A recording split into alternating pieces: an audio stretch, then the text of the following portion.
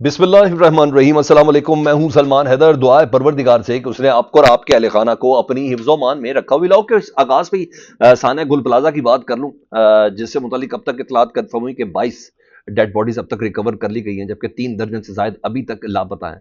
چاہے اس کے کہ بالآخر آج وزیر اعلیٰ صاحب نے وزیر اعلیٰ سندھ صاحب نے باقاعدہ پریس کانفرنس کی، پریس کانفرنس کر کے انہوں نے بتایا کہ جناب جو متاثرین ہیں، جن جن افراد کی جو جاں بحق ہوں ان کے لواحقین کو 1 کروڑ روپیہ دیں گے، اور پھر یہ نیا پلازا بھی بنا کے دیں گے، پھر نئی دکانیں بھی بنا کے دیں گے، یہ سب کر تو دیا انہوں نے جی، حجت تمام کر دی، لیکن جوڈیشل انکوائری کی طرف نہیں آئے۔ انہوں نے کہا فی الحال سندھ حکومت کا کمشنر کراچی کی سربراہی میں انکوائری کمیٹی بنانے کا ہم اعلان کرتے ہیں جی، ضرورت پڑی تو جوڈیشل کمیشن ضرور بنائیں گے جی، لیکن بہرحال انہوں نے کہا فورینسک لیب ہمارے پاس نہیں، جو لاہور کی فورینسک لیب ہے اس سے ہم سارا تجزیہ کر کے بتائیں گے، لیکن مجھے پتا ہے کہ ایک بار پھر یہ کمیٹی بن گئی ہے اور اس کا نتیجہ اصل وصول کچھ بھی نہیں ہونا۔ اس سلسلے میں میری مختلف لوگوں سے بات ہوئی، میری شیلا رضا صاحبہ سے بات ہوئی۔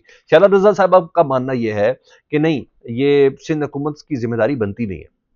شیلا رضا صاحبہ کہتی ہیں بیسکلی یہ ذمہ داری اس پلازے کی یونین کی ہے کہ جنہوں نے ہر فلور کی سیکیورٹی کے حوالے سے یا ہر فلور کے حوالے سے یونین کے اندر کچھ احکامات دیے ہوں گے کہ انہوں نے خود اپنے حوالے سے فائر سیکیورٹی سسٹم کو کیوں نہیں رکھا، انہوں نے ایگزٹ دروازے کیوں نہیں بنائے، یا اس طرف ان جگہوں دروازوں کو لاک کیوں کی گیا، یہ ان کا ذمہ دار ہے۔ وہ کہتے ہیں نہیں، آپ ایک دم سے don't jump into the conclusion. ابھی تھوڑی دیر پہلے جب میری بات ہو رہی تھی، لیکن میری سابق میئر سے بات ہوئی کراچی کے، وسیم صاحب سے، اور وسیم صاحب کا یہ کہنا ہے کہ نہیں، یہ بات اتنی آسان نہیں ہے۔ وسیم اختر صاحب کہتے ہیں، وہ کہتے ہیں سب اپنے حساب سے بہت بے بس ہیں، اور بیسکلی یہ ذمہ داری سندھ بلڈنگ کنٹرول اتھارٹی کی ہے، جن کو آلریڈی پہلے سے، آج نہیں ترجمان بتا رہی کہ 200 کی قریب عمارتیں جو مخدوش حالت میں ہیں، جن کے ایگزٹ پوائنٹ نہیں ہیں، جن پہ سیکیورٹی پیرامیٹرز کو، اسپیشلی سیفٹی پیرامیٹرز کو جدھر اڈاپٹ نہیں کیا گیا۔ 200 عمارتیں، کہتے ہیں ان 200 عمارتوں سے متعلق بہت پہلے یہ سروے ہو چکا کہ یہ عمارتیں جو ہیں اس کے اندر سیکیورٹی کے پیرامیٹرز کو اڈاپٹ نہیں کیا گیا۔ اس رٹ کو امپلیمنٹ کروانا جو ذمہ داری ہے وہ سندھ بلڈنگ کنٹرول اتھارٹی کی ہے، اور سندھ بلڈنگ کنٹرول اتھارٹی جو ہے وہ ڈائریکٹ وزیر اعلیٰ صاحب کے زیر اثر کام کرتی ہے۔ تو کم از کم اس کا پتہ چل گیا کہ اس حادثے کے 22 ہلاکتوں کے جو ذمہ دار ہیں اور جو اربوں روپے کا جو نقصان ہوا ہے، اس کے ذمہ دار سندھ بلڈنگ کنٹرول اتھارٹی ہے۔ شاید یہی وہ اتنی بڑی وجہ ہے جس کی بنا پر جوڈیشل کمیشن بنانے سے اوائڈ کیا جا رہا ہے جی۔ مزید سنیں جی، بیسک معاملہ جو میری سمجھ میں آیا مختلف لوگوں سے بات کرتے ہوئے، یہ رٹ کا معاملہ ہے۔ حکومت کی رٹ قائم کرنے کی ول نہیں ہے۔ ایسا نہیں ہے کہ سندھ حکومت بے بس ہے، نو، قطعاً نہیں، ایسا نہیں ہے۔ انہوں نے اجرک والی نمبر پلیٹ لگانی تھی، کسی نے چور چرا نہیں کی، انہوں نے ثابت کیا جی، ایکسائز اینڈ ٹیکسیشن کو اچھا خاصا کھلا پیسہ ملا اور اجرک والی نمبر پلیٹیں لگ گئیں۔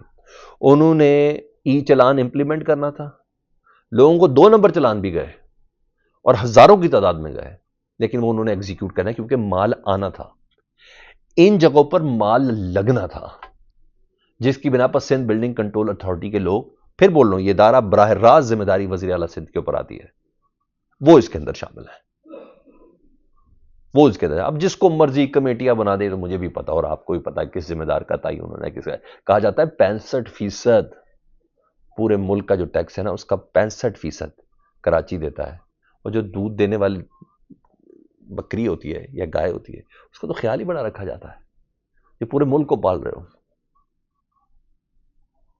اس کو تو بڑے فریجائل پوزیشن میں رکھا جاتا ہے، اس کے ناز نخرے اتارے جاتے ہیں، وہ جس شاخ پہ بیٹھے ہیں اسی شاخ کو کاٹ رہے ہیں، یہ اصل حالت ہے۔ تو جہاں جہاں ان کا مسئول حالت ہے، جہاں وہ علیحدہ تھا، اب یہ کس نے کرنا ہے؟ فائر بریگیڈ کو اکوپمنٹ نہیں دینا، یہ کس اتھارٹی نے دینا ہے؟ مجھے صرف یہ بتا دیں، یہ فائر بریگیڈ کا جو اکوپمنٹ ہے 1980 سے یہ عمارت بنی ہے، یہ فائر بریگیڈ کا ٹوٹل پورے کراچی یعنی 4.5 کروڑ آبادی ہے ایکچوئل کراچی کی، صرف 43 فائر ٹینڈرز ہیں، 8 سپرنکلرز ہیں، 2 باؤزر ہیں، 2 ریسکیو یونٹس ہیں، اور صرف 1 فوم یونٹ ہے۔ تو کراچی کو تو مرنے کے لیے اور جلنے کے لیے خود چھوڑ دیا نا۔ تو 17 سال سے حکومت کس کی ہے؟ پاکستان پیپلز پارٹی کی ہے۔ تو گفتن نشستن برخاستن نہیں، اصل جو ذمہ دار ہیں وہ یہی لوگ ہیں، اصل ذمہ دار یہی لوگ ہیں۔ یہ کمیٹیاں بنانے کا مقصد ہی یہی ہے کہ بات آگے سے آگے ہو جائے، لیکن آج کی اس ساتھ کے اندر آپ تک یہ معلومات پہنچانا بہت ضروری ہے کہ نہ جائیں دائیں بائیں، کوئی شک نہیں انسان کی اپنی ظاہر حکومت نہیں کرتی تو مرتا کیا نہ کرتا، پھر تاجر رہنماؤں کو دنیا کو خود ہی دیکھنا پڑتا ہے جو کاروباری لوگ ہیں کہ یار ہم ادھر ہی کوئی فومنگ سسٹم لگا دیں، ہم ادھر فائر ایکسٹنگوش لگا دیں، کچھ اس طرح کا کام کر دیں. وہ تو الٹیمیٹلی وہ ذمہ داری میں، لیکن اصل ریاست کا کام ہے اپنے قانون پر عمل درآمد کرانا، اور وہ سندھ حکومت کے اوپر براہ راست ذمہ داری آتی ہے. میں نے کہا کم از کم یہ میں پوائنٹس آپ کے سامنے کلیئر کر دوں. جی اب آؤں جی ادھر ذرا، ادھر معاملات بڑے مزیدار ہوئے. ابھی محمود خان اچکزئی صاحب تو پہنچے ہوئے جی قومی اسمبلی میں اپوزیشن لیڈر بننے کے بعد ان کا پہلا خطاب ہے. آج ان سے پوچھا گیا سوال راداری میں کہ جناب آپ کو اپوزیشن لیڈر بنانے کے لیے نواز شریف صاحب نے کردار ادا کیا؟ انہوں نے کوئی جواب نہیں دیا. انہوں نے کہا کہ نواز شریف صاحب کو فون کیا تھا؟ انہوں نے کوئی جواب نہیں دیا. مجھے اندر جانا تو پھر بتاتا ہوں، اندر جانا ہے پھر بتاتا ہوں. بہر اپنے استقبال کے حوالے سے بہت زیادہ خوش تھے. آج پتہ چلا بغض سہیل آفریدی بہت زیادہ ہے، اور یہ تو مجھے بڑا مزہ ہے، انجوائے کیا میں نے. حاصل کے لیے سب سے بڑی بات یہ ہوتی ہے کہ آپ ترقی کر رہے تھے، وہ ویسے ہی مر رہا ہوتا ہے، اندر جل رہا ہوتا ہے. آج مجھے پہلی بار پتا چلا کہ اتنا بغض ہے. شیر افضل مروت صاحب آج پارلیمنٹ میں آئے، ظاہری بات ہے قومی اسمبلی کا اجلاس ہے جی، تو انہیں پوچھا سہیل آفریدی بہت پاپولر ہو گئے جناب، اور وہ عمران خان سے زیادہ پاپولر تصور کیے جا رہے ہیں، تو کیا کہیں گے شیر افضل مروت صاحب اس کے اوپر؟ ایک زمانے میں آپ تھے، اب آپ کو تو کوئی پوچھتا نہیں، تو اب آپ بتائیے گا.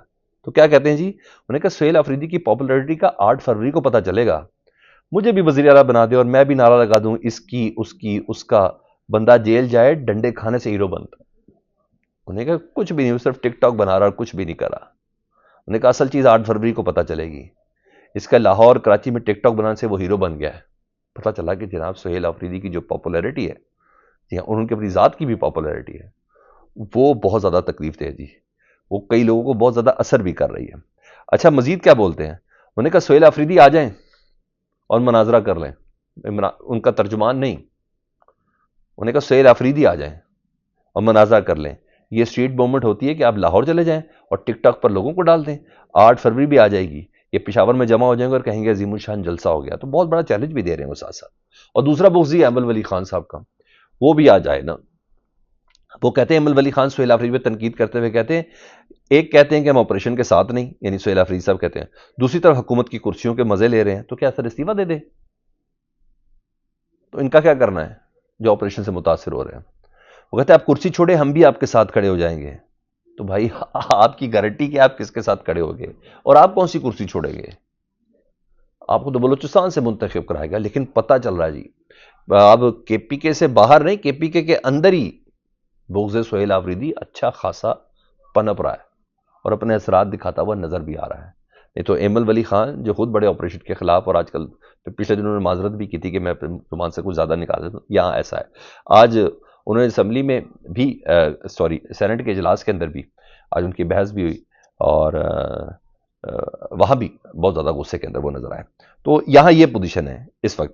ادھر علیمہ خان صاحبہ نے آج گفتگو کی اور بہت کلیئرلی انہوں نے 2 ٹوک موقف دیا جی. انہوں نے کہا عمران خان کا اللہ پر ایمان ہے، اور عمران خان جیل میں دیواروں سے بات نہیں کرتا، قرآن پاک پڑھتا ہے. ہم کھڑے ہیں جیل میں ڈالیں تو ہمیں بالکل ڈالیں، ہم پیچھے نہیں ہٹیں گے. آپ جو مرضی پلان بنا لیں، پلان صرف اللہ کا ہی چلے گا. یہ لوگوں کی آواز بند کرنا چاہتے ہیں. عمران خان لوگوں کے لیے جیل میں ہے. آج عمران خان اور رول آف لا کے لیے جو بھی بات کرتا ہے اسے جیل میں ڈال دیا جاتا ہے.